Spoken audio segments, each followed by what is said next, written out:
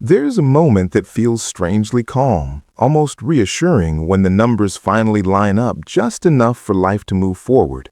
The monthly payments are accounted for, the credit card minimums are scheduled, the loan installments are predictable, and everything fits into a system that appears stable from the outside. Nothing is collapsing, nothing is urgent, and nothing feels out of control, yet beneath that surface is a quiet structure that shapes every future decision without announcing itself. This is the point where debt stops feeling like a problem and starts feeling like a normal part of life, and that subtle shift is where the real trap begins. The concept is not built on crisis, but on comfort, because discomfort usually leads to action, while comfort encourages continuation. When debt becomes manageable, it no longer triggers urgency, and instead, it blends into the background of daily life. The payment schedule becomes routine, the balances feel abstract, and the mind begins to categorize these obligations as fixed parts of existence rather than temporary burdens.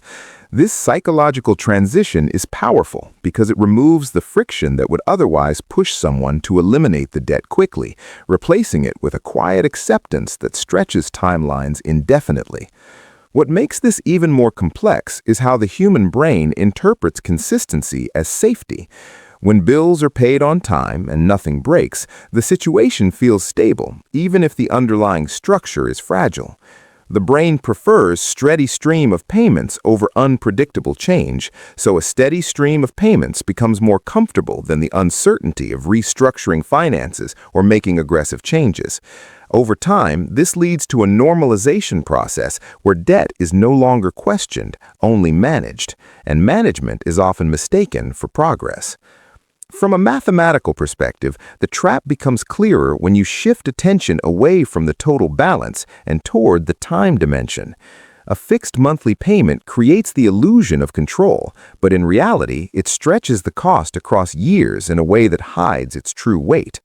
Interest accumulates quietly, extending the lifespan of the obligation while maintaining the appearance of stability. The longer the timeline, the more the total cost expands, even if the monthly burden feels small and controlled. What appears manageable in the present gradually becomes expensive in aggregate, but that expansion is slow enough that it rarely triggers alarm. Consider how this affects decision-making over time. When a portion of income is permanently allocated to past decisions, the capacity to make future decisions becomes constrained without being visibly restricted. Opportunities are filtered through what remains after obligations, not what is fully available, and this subtle limitation compounds.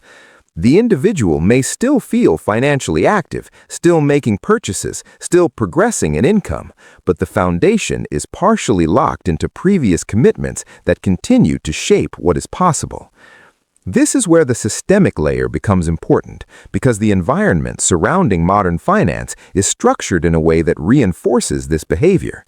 Payment systems are designed for smooth continuity, offering convenience, automation, and predictability.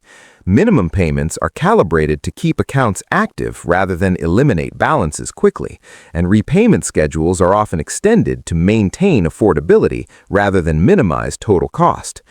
The system does not need to create pressure because it benefits from consistency, and consistency is exactly what comfort produces.